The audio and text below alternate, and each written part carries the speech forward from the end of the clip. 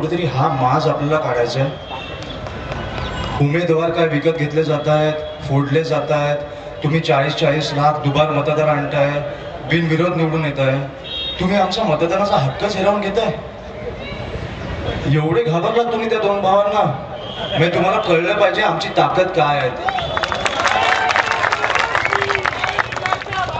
आणि काय वाटेल ते करा.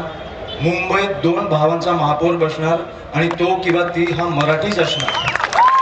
मी तुम्हाला फक्त आज एवढं सांगायला आलोय की उद्याचा सगळ्यात महत्वाचा, परवाचा सगळ्यात महत्वाचा दिवस आहे. सतर्क राहा, कुठेही गाफील राहू नका. आपल्याच रांगेत उभे राहून ते आपल्याच बरोबर मतदान करणारे दुबार मतदार असणार आहेत. त्यांना ओळखा.